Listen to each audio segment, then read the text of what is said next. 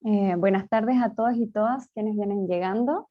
Le damos la bienvenida y vamos a esperar unos minutitos a que vayan entrando todas las personas.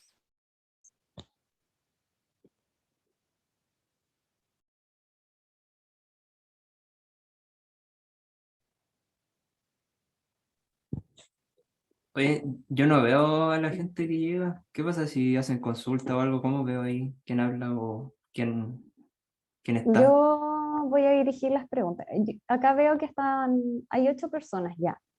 Y las preguntas llegan y yo te las voy replicando, ¿ya? Vale. Ah, no, hay Perfecto. caché. Ahí puedo ver Sí. los. Claro, porque ¿Puedes están ver los las preguntas panelistas. también? ¿Cómo? ¿Puedes ver las preguntas también? ¿O no? Deja ver. Ah, aquí me sale Q&A. Sí, sí, parece que puedo. Ya, pero de todos modos voy a decirlas para que quienes estén viendo la charla sepan qué preguntas se han hecho.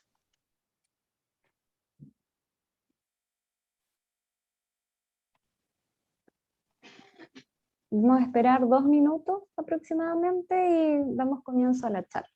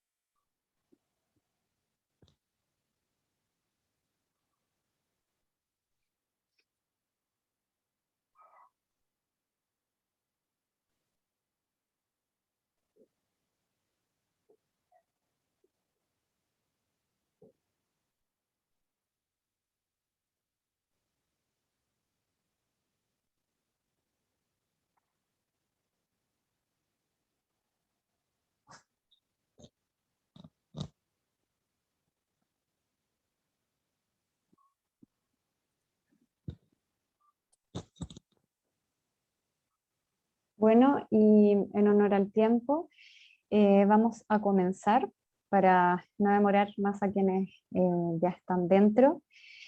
Eh, Bienvenidos y bienvenidas nuevamente a la charla Análisis de datos del cielo nocturno, Proyecto Alerce. Hoy nos acompaña Diego Rodríguez, él es ingeniero civil informático de la Universidad de Concepción e ingeniero en desarrollo de Alerce. Bienvenido, Diego, muchas gracias por estar aquí acompañándonos hoy día. Te doy el pase para que comiences con la charla. Al final de tu exposición vamos a dar un espacio para quienes tengan preguntas y las podemos ir contestando. Vale, ok.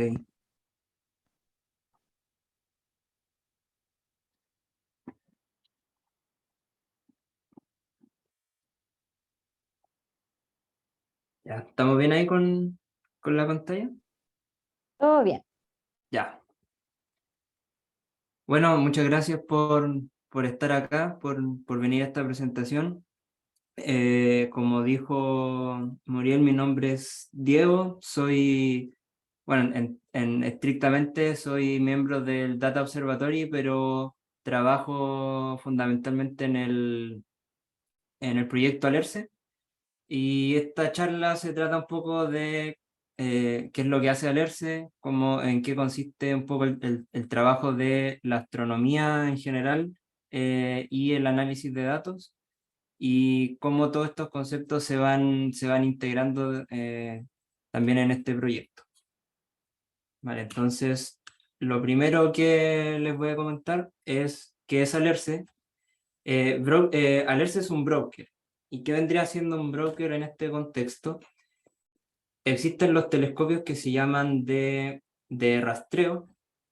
Existen varios alrededor del mundo. En Chile se está construyendo en este momento el más grande del mundo, que se llama el Vera Rubin Observatory, que va a estar ubicado en Cerro Pachón, en La Serena, la región de Coquimbo, que es este que está acá, este dibujito de acá. Y estos telescopios lo que hacen es hacer como dice el nombre, un rastreo del cielo. Van como observando todo el cielo y van haciendo en el fondo como una película del cielo. Se observa varias veces durante la misma noche y todas las noches se va observando como, va haciendo como un barrido, digamos, del cielo nocturno. Y estos observatorios, estos telescopios, capturan estos datos que van mirando y nosotros, los brokers, capturamos estos datos, los procesamos, los agregamos, los clasificamos, le hacemos cosas y después esto sirve para entregárselo a bueno, a los astrónomos obviamente, pero ¿cuál es la gracia? Que después se puede conectar con los otros tipos de telescopios que se llaman los de seguimiento, ya que son estos que están acá abajo, que básicamente lo que hacen es ir y mirar un punto en específico, mientras los otros hacen como un barrido y detectan muchos millones de objetos. Los de seguimiento van y miran un objeto en específico, como una estrella, una supernova. Y el intermediario entre estos dos serían los brokers astronómicos. Dentro de ellos está LERCE. ¿Y qué es lo que capturan los brokers o qué es lo que entregan los telescopios de rastreo, los primeros que mostré? Estos son tripletas de imágenes, pequeñas fotitos que nos indican en el fondo un cambio en el cielo. Por ejemplo, la imagen de la izquierda es la foto que capturó el telescopio y la imagen del medio es lo que había antes, como una imagen template, como una foto que existía antes en otro momento de ese mismo punto en el cielo. Y la tercera es como la diferencia entre las dos. Entonces acá vemos, por ejemplo, que antes no había nada y después había un punto muy brillante. Eso lo más probable es que sea una supernova. Y lo que sucede cuando uno empieza como a juntar múltiples observaciones del mismo punto en el cielo, del mismo objeto astronómico, se obtiene lo que llamamos la curva de luz. Nosotros la podemos graficar acá, lo que vemos en el eje X es como el tiempo y en el eje Y es la cantidad de luz, la magnitud, bueno, esto es la magnitud, pero es básicamente cuánta luminosidad tenía el objeto en ese momento. Y acá vemos cómo va evolucionando entonces la luminosidad de un objeto, en particular tiene un comportamiento de una supernova, donde las supernovas son como estas estrellas que explotan. Entonces el comportamiento de la supernova es básicamente como empieza a subir mucho el brillo, y después va decayendo más lentamente con el tiempo. Ahora, ¿para qué sirve analizar esto? ¿Qué es lo que se gana con analizar esto? Básicamente que diferentes tipos de objetos astronómicos sirven para dar respuesta a diferentes preguntas científicas. Por ejemplo, los objetos transientes, como las supernovas, nos ayudan a explicar cómo se expande el universo. Estrellas variables nos ayudan a explicar cómo se distribuye la materia en nuestra galaxia. Agujeros negros supermasivos sirven para explicar cómo se evoluciona la galaxia. Otros objetos del sistema solar como asteroides sirven para explicar cómo se formó el sistema solar. Entonces, en NALERCE, lo que hacemos es capturar estos datos, clasificarlos en estos diferentes tipos de objetos, y después eso sirve es como un filtro en el fondo que reciben los astrónomos para realizar la ciencia, que en el fondo es como dar respuesta a estas preguntas que están acá. Entonces, Alerce es un broker nacido en Chile, liderado desde Chile, que ha sido seleccionado como uno de los brokers oficiales del Vera Rubin, este megatelescopio que se está construyendo. Este telescopio en el fondo lo que hizo fue como abrir una postulación a diferentes brokers que por existir en el fondo, y decir como ya necesitamos a alguien que reciba nuestros datos, que los va a recibir, y finalmente se seleccionaron 7 brokers, ya siendo Alerce el único de Chile y el único de todo el hemisferio sur. El resto están en Francia, Inglaterra, Alemania y Estados Unidos.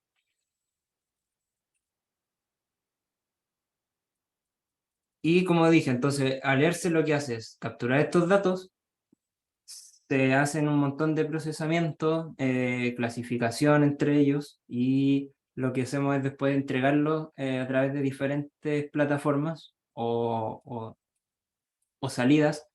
Pueden ser interfaces visuales, APIs para acceso programático a los datos, acceso directo en algunos casos a bases de datos, streams en tiempo real de esto que va pasando cada noche, y probablemente otros más en el futuro. ¿Y qué es lo que realmente implica procesar estos datos? Bueno, hay una serie de pasos o procesos que recorren cada una de estas alertas. Entonces, actualmente nosotros estamos capturando datos de dos telescopios. Uno es el ZTF, que está ubicado en Estados Unidos, y el otro es Atlas, que en realidad es una red de telescopios existentes en Estados Unidos, en Hawái. Se construyó uno en Chile, y creo que son dos en Hawái, uno en Chile y uno en Sudáfrica, o algo así. O sea, no sé si son dos, pero son cuatro en total y están en Estados Unidos, Chile y Sudáfrica.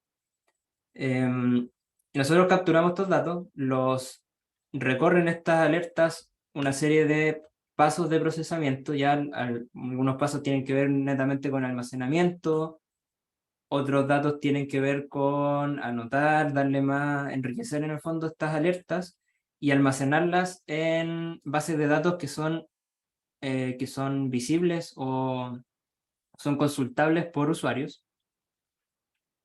Y tenemos otras partes que tienen ya que ver más con clasificación.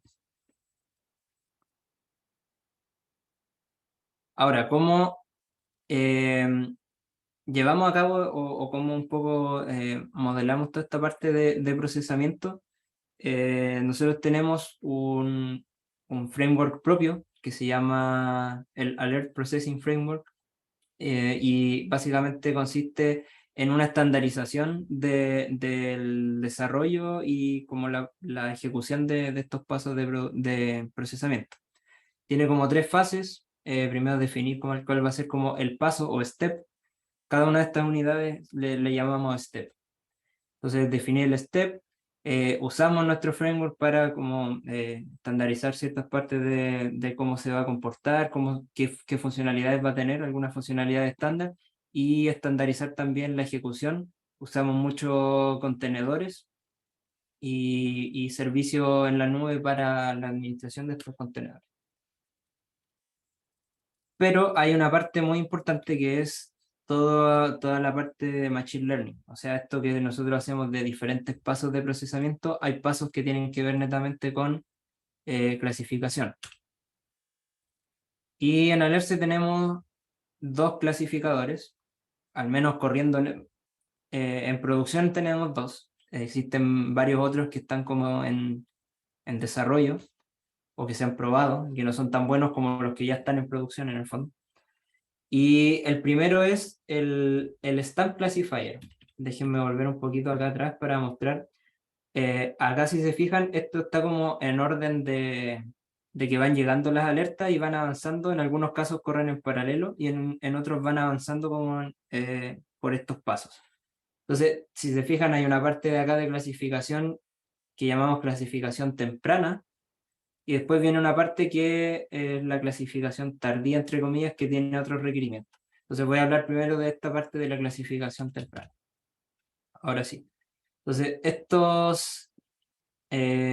como dije, lo que nosotros recibimos son estas tripletas de fotitos de lo que había y cambió en el espacio. Y identificamos que hay como 5 grandes clases que son identificables solamente con estas imágenes. Y el primer clasificador lo que hace es tomar solamente la primera detección de estas imágenes y clasificar solamente con eso. ¿Vale? ¿Cómo lo hace? Los que conocen un poco de esta área, para el procesamiento de imagen en general se ocupan redes convolucionales. Y el Stamp Classifier que llamamos nosotros, lo que hace es tomar la tripleta de imágenes, le aplica rotaciones y después pasan por esta red convolucional. Después se le agrega metadata de estas imágenes, o sea, adicional a lo que entraba, que eran las imágenes, después le agregamos la metadata que puede ser las coordenadas de dónde estaba ubicado este objeto, la magnitud que tenía, no sé, otras cosas ambientales, información contextual, etcétera, metadata de ese objeto. Y finalmente se clasifican estas 5 grandes clases que mostré recién. Ahora, voy a hacer como una pausa y voy a hablar del otro clasificador, que el otro clasificador es un clasificador jerárquico. Eso quiere decir que tiene como tres grandes clasificaciones de objetos: objetos transientes, objetos estocásticos, objetos periódicos, y estos se dividen también además en varias otras clases.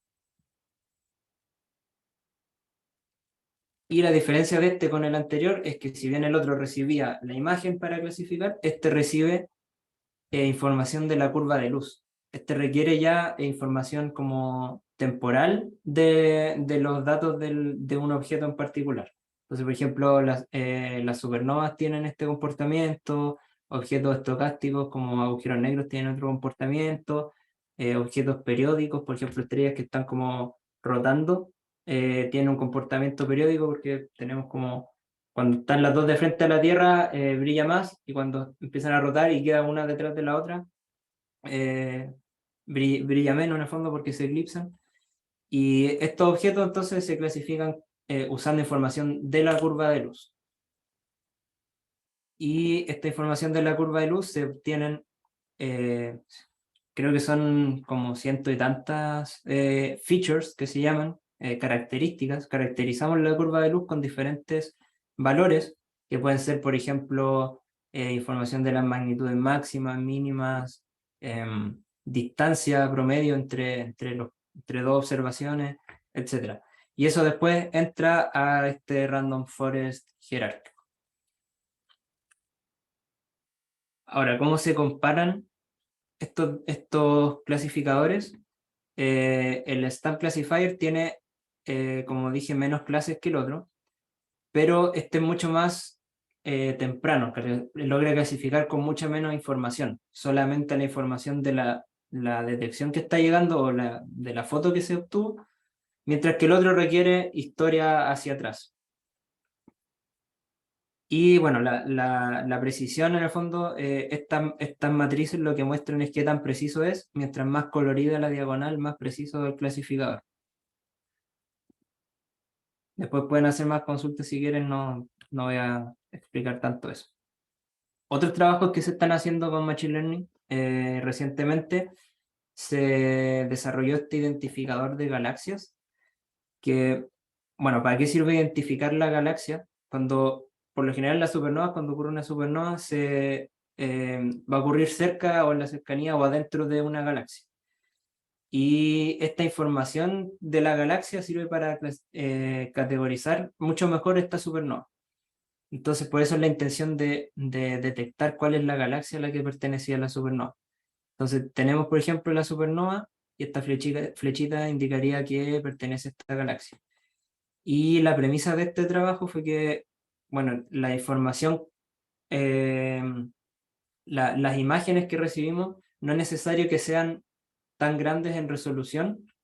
En realidad lo que necesitamos es tener diferentes niveles de resolución de la misma imagen. En el fondo, como la información contextual de más alrededor, no la necesito con tanto detalle, pero sí al medio. Al medio me interesa tener mayor resolución donde ocurre como el evento, y a medida que voy hacia afuera en la información contextual, menor resolución.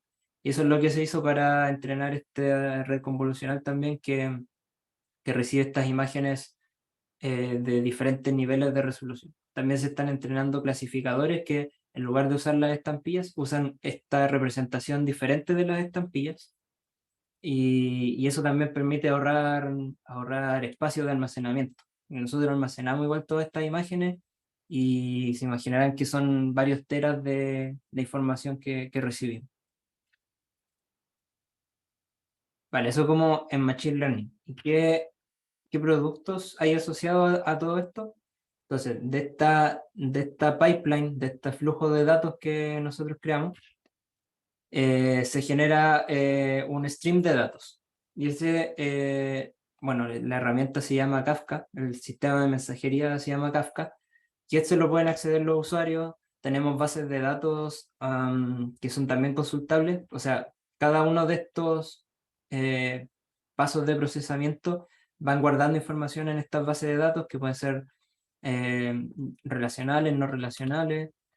Después tenemos diferentes servicios web, APIs que van consultando estas bases de datos y también simplifican un poco el acceso a los datos para usuarios que quieren realizar programáticamente ciertas operaciones, ciertas consultas.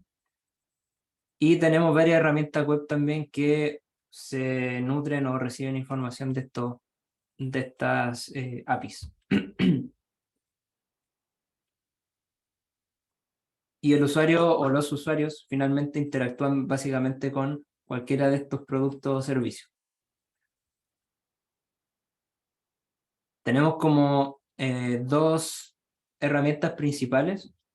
Una es el Supernova Hunter, que como dice el nombre, es para observar las supernovas más recientes.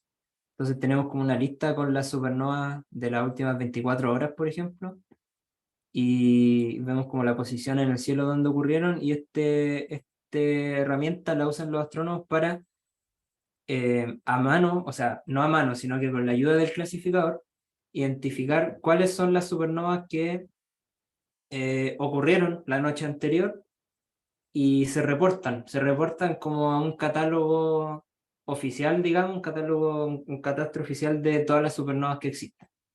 Y actualmente Alerce es como de los que va liderando en estos poquitos años que existe Alerce, ya va como liderando primero o segundo lugar de la cantidad de supernovas que se han reportado.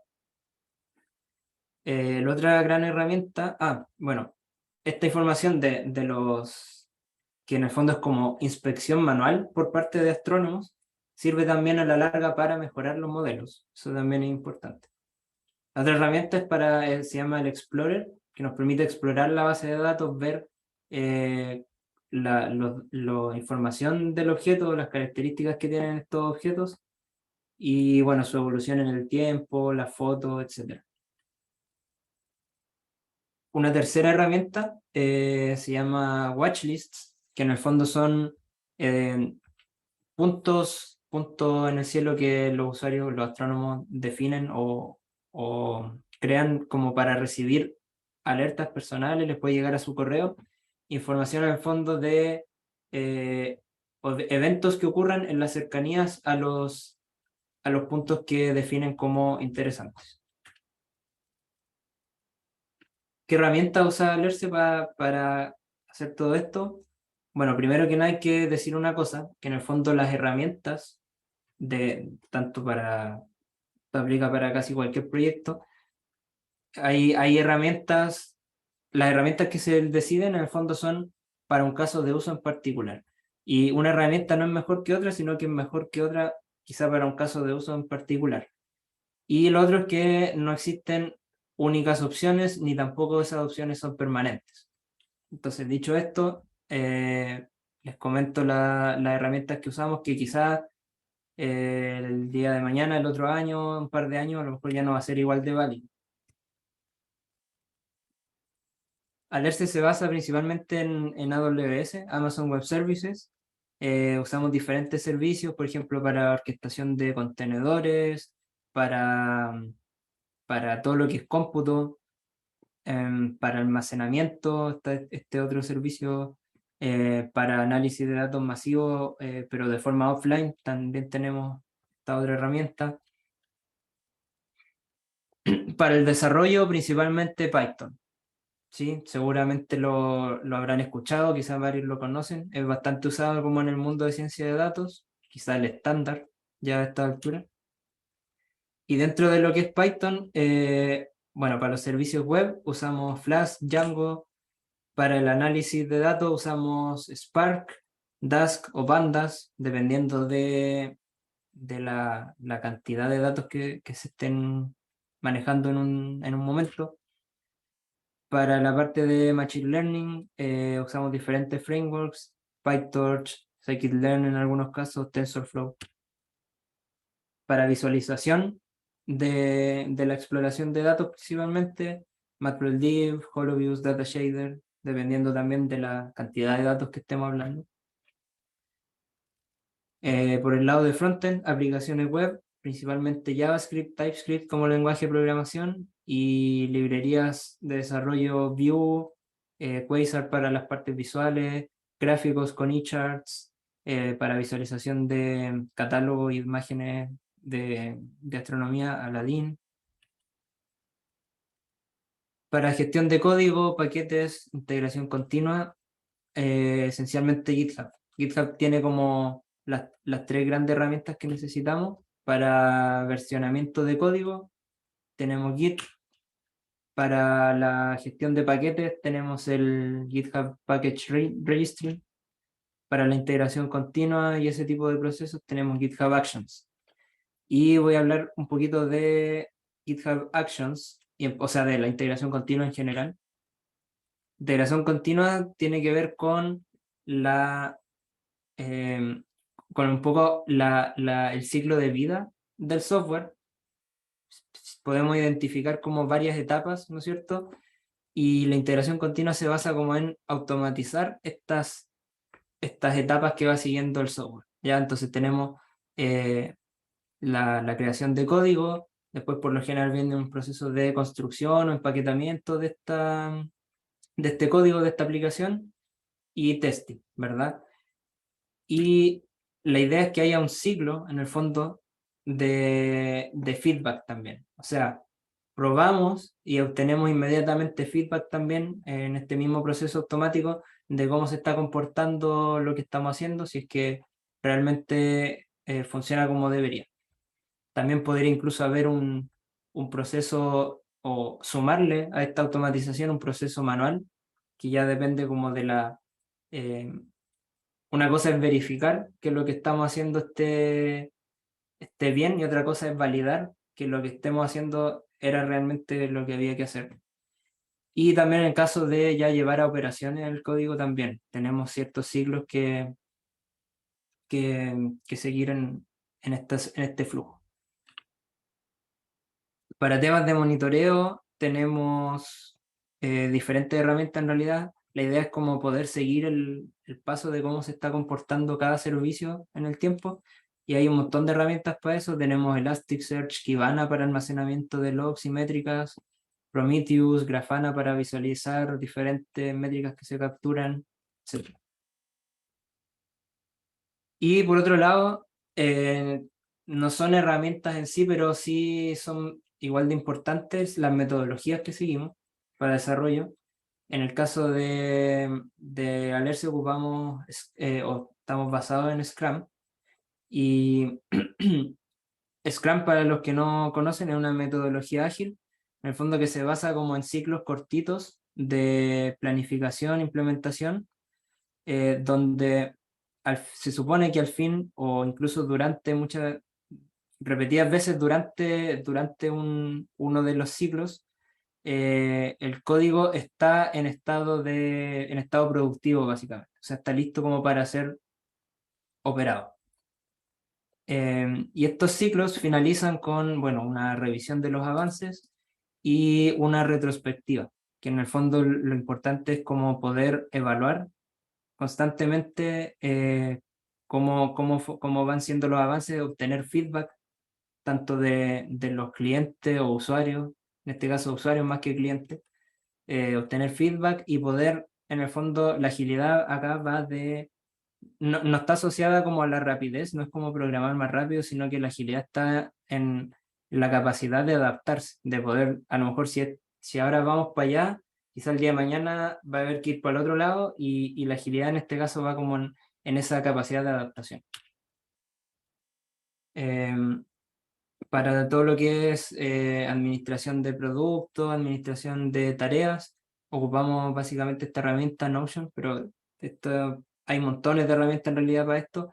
Lo importante sí que quería destacar es que acá centralizamos toda la documentación, todo lo que tiene que ver con definición de proyectos, la definición de las tareas, cómo van evolucionando estas tareas en el tiempo, cualquier documentación que haya que hacer, todo esto queda en la misma herramienta, y facilita un poco igual el acceso a esta información.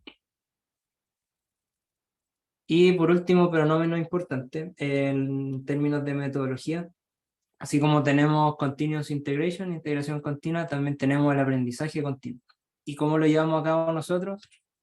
Hacemos hackatones donde nos juntamos entre todos y tratamos de durante un par de días crear o proponer soluciones a algún problema en particular. Tenemos eventos de trabajo colaborativo, charlas, ya sea charlas internas o charlas de otros exponentes. Tutoriales entre nosotros, a veces tutoriales abiertos a la comunidad. Ahí los dejo invitados si nos quieren seguir en redes sociales, de repente puede que haya alguna actividad por ese estilo. Alerce Broker en Instagram, no sé, en Twitter, y eso no, Instagram, Twitter creo que es lo que hay. LinkedIn también. Y ya vamos cerrando ya la charla. Quería comentar lo siguiente, que Machine Learning, por lo general, es un área, ¿no es cierto? Pero integrar Machine Learning en un proyecto de este estilo, donde en el fondo las cosas no quedan en el paper, sino que llegan a producción, a operar, no es tan fácil como muchas veces se cree. Entonces, ¿qué implica pasar estos modelos de Machine Learning a producción? Al menos en Alerce, lo que nos pasa es que nos vemos enfrentados a que cada desarrollo, cada modelo, cada paper, cada equipo que desarrolla algún modelo, o muchas veces son estudiantes de magíster, estudiantes de pregrado que realizan sus tesis desarrollando alguna herramienta nueva, y cada una es un mundo distinto entre sí. Entonces hay que empezar a meterse en cada uno y dificulta un poco como la administración de todo esto a largo plazo. Y ahí hay una serie de pasos que uno puede ir siguiendo, como en el fondo hasta llegar a producción, pero nos damos cuenta que en la práctica tampoco es tan lineal y en realidad es mucho más caótico y siempre hay diferentes problemas que enfrentar. ¿Y por qué esto no es tan trivial o no es tan lineal como uno quisiera que fuera? Porque por lo general nosotros vemos el código de Machine Learning, en mi caso al menos yo lo veo como esta caja negra, ¿no es cierto? Yo no soy de Machine Learning, y esta es como la parte en que más nos enfocamos cuando estamos pensando en un nuevo modelo, en un nuevo algoritmo, en una nueva técnica, pero en la realidad esto es una parte mucho más pequeña de todo el ecosistema y lo que hay que hacer en el fondo para desarrollar Machine Learning. Y esto ya en realidad es como una pregunta, porque nosotros no hemos podido solucionar este problema, y probablemente diferentes organizaciones se enfrentan al mismo problema. Quizá hay ideas nomás. Tenemos la idea de que a lo mejor, como nosotros tenemos este concepto de steps, de pasos de procesamiento que son bastante estandarizados, entonces podríamos tratar de estandarizar un poco la creación de los diferentes modelos de forma que esta parte de la flechita para arriba sea básicamente gratis, en la parte difícil esté como más acá, ¿no? En la parte de implementar esta interfaz común. Y pasamos a los comentarios finales. Tanto Alerce como en realidad varios proyectos como de esta índole son proyectos multidisciplinarios, donde tenemos un área de ingeniería o ingeniería de software, arquitectura, ¿no es cierto? Tenemos un área de Machine Learning, que podríamos también quizá hablar de Machine Learning como más puro, o Machine Learning Engineering, que es como este nexo entre la ingeniería pura de software con Machine Learning. Tenemos astronomía, y dentro de la astronomía y también hay montones de ramas. Entonces, en el fondo, estos proyectos, insisto, no solo Alerce, siempre involucran múltiples disciplinas, y es importante que estas disciplinas se integren y logren realmente conversar. Ahora, el futuro viene cargado de datos. Cuando nosotros empezamos como a operar ya como en producción, estábamos solamente con un telescopio, que era el ZTF, que está en Estados Unidos. Y en una noche con hartos datos teníamos 400.000, digamos, alertas, que son unos cuantos gigas de RAM. O sea, perdón, no de RAM, de almacenamiento. Pero hoy, ya cuando sumamos Atlas, estamos 100 veces, o sea, 10 veces más. Estamos ya en los 4 millones de datos. Y lógicamente esto implica muchas cosas en términos de procesamiento, en términos de almacenamiento. Y cuando empiece a operar el Vera Rubin, vamos a hablar de 10 veces más. O sea, podríamos fácilmente tener 40 millones cada noche, terabytes cada noche, versus los gigas que estamos ahora.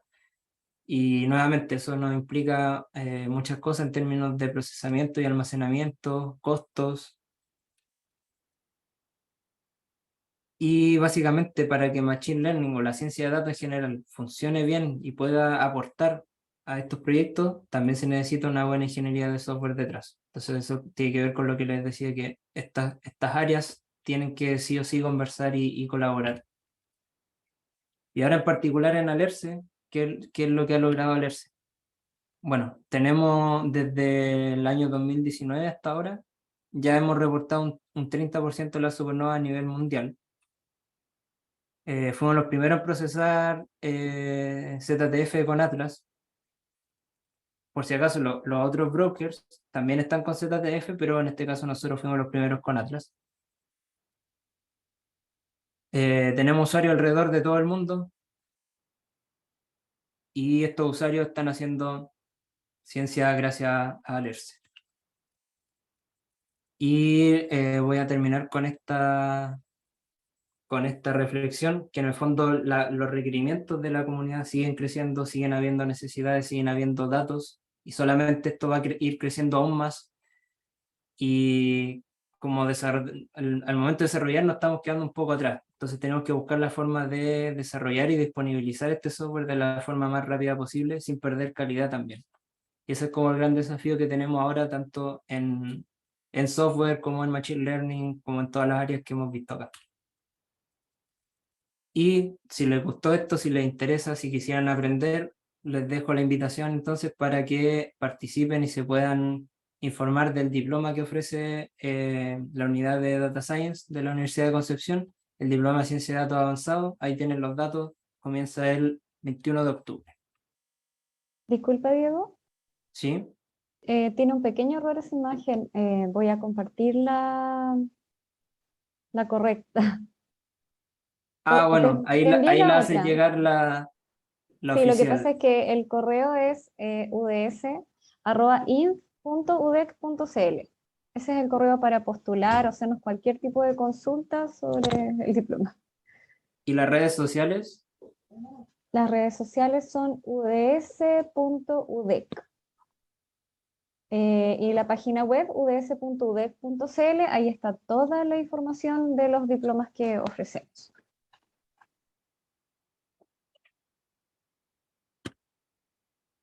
Eso sería lo que yo tenía para contar. Muchas gracias, Diego. No sé si alguien tiene preguntas. Acá hay una pregunta. ¿Qué hacen con las alertas y las no alertas? ¿Qué hacen con las alertas y las no alertas? Voy a tratar de entender esa pregunta. Las no alertas, al menos para mí, o sea, al menos en Alerce también, en el concepto de brokers, existe el concepto igual como de no alertas. Están lo que se llaman las detecciones y las no detecciones. No sé si irá tu pregunta por ese lado, pero en el fondo es como hay un concepto de que cuando algo que cambió en el cielo no era lo suficientemente notorio el cambio, se llamaría como una no alerta. Y en ese caso en el fondo eso da información también contextual de lo que está pasando con el evento. Ya nosotros igual lo procesamos, lo almacenamos, pero todo que tu pregunta vaya por ahí, no lo sé.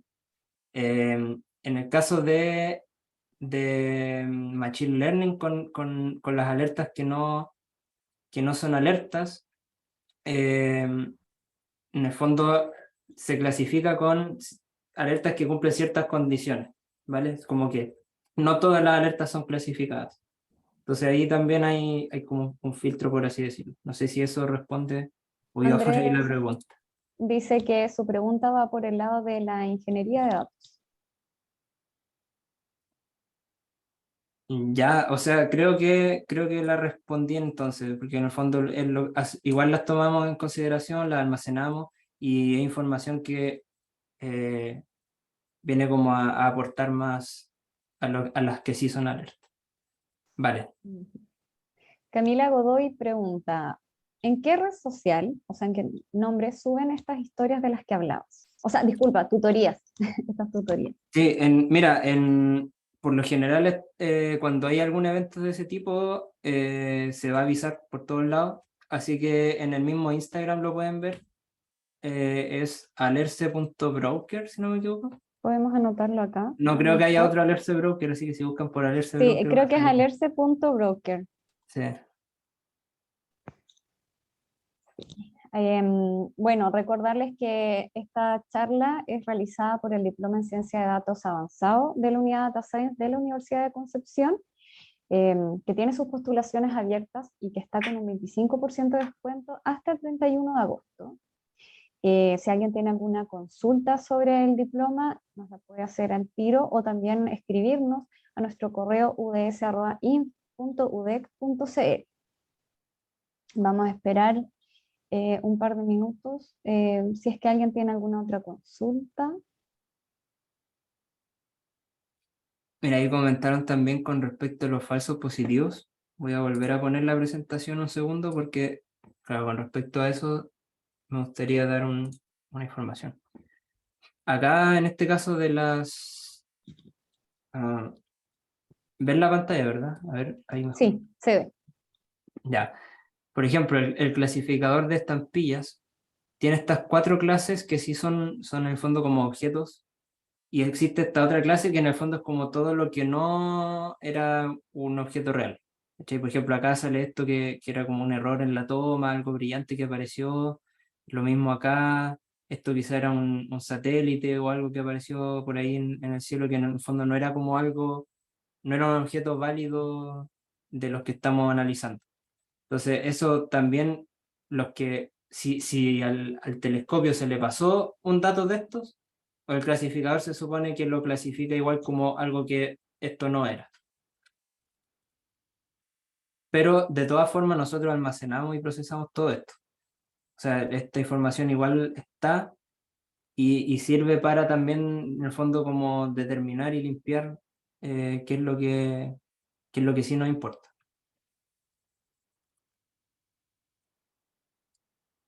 Bien, genial. Ya, acá hay una pregunta. Si existe algún descuento para empleados de la Universidad de Concepción en el diploma. Está Matías Rodríguez también con nosotros. Él es coordinador de la unidad Data Science y nos está acompañando justamente para contestar preguntas sobre el diploma. Hola, hola a todos. Sí, respecto a la pregunta, luego de terminado este descuento de 25% que tenemos hasta finales de agosto, corren todos los descuentos que son para funcionarios y exalumnos de la universidad o exalumnos también de diplomas anteriores de la unidad. Y eso sería un 20% de descuento. También podemos hacer descuentos por inscripción en grupo de 3 o más personas, donde también se les va a evaluar un descuento en esos casos. Perfecto. Y creo que no hay más preguntas, así que damos por finalizada la charla de hoy. Espero que nos veamos pronto en una nueva ocasión hablando nuevos temas. Muchas gracias a todas y todos por venir. Ahí llegó una pregunta ¿Sí? sí, que llegó una pregunta de si los ramos del diplomado suman créditos. En este caso no suman tipos de crédito, pero lo que sí se puede hacer es que las mismas asignaturas que se imparten en el diplomado, también, en el diploma, perdón, también luego pasan a ser asignaturas del programa de magíster. ¿Ya? Si alumnos que decidan tomar diplomas con nosotros, después tienen la posibilidad de convalidar estas asignaturas cuando tomen el programa de magíster. Y esos magíster, claro que tienen los créditos correspondientes. Sí, ese sería el magíster en ciencia de datos para la innovación. Claro. Y el diploma Sí, ahora de ciencia de datos avanzado consta de 3 módulos. El primero es el módulo de analítica de datos o machine learning, que es una asignatura de 48 horas que se verá a partir de octubre hasta enero de este año. Luego del break de febrero, en marzo, comenzarían los otros 2 módulos del programa, que son de arquitectura para la ciencia de datos y de visualización de datos. Y eso tomaría todo el primer trimestre. Esos serían los, bueno, Andrés Alvear pregunta, ¿qué temas se ven en el diplomado? O sea que son los títulos son los títulos de las asignaturas. Ya para más detalle en específico nos puedes escribir igual al correo y podemos enviarte un temario más específico de cada una de las asignaturas. Exacto. Preguntan también si es asíncrono. No, las clases son 100% online del diploma, pero son sincrónicas. Se van a dictar los días viernes entre 6:15 y 9:30 de la noche. Las clases sí, que quedan grabadas y son compartidas de forma automática apenas termine la sesión de cada viernes, y esas ustedes las pueden ir revisando para poder estudiar por su cuenta. Y además cada profesor siempre entrega material de apoyo, algunos videos, tutoriales o papers que se puedan leer para que ustedes estudien de forma autónoma. Pregunta cuáles son los costos o dónde obtener más información. El costo del el valor completo es, si no me equivoco, 1.590.000. ¿Ya? Y sobre ese valor se aplican los descuentos que ya habíamos mencionado, el 25% antes del 31 de agosto, y luego corren los descuentos para funcionarios de la universidad y descuentos en grupo.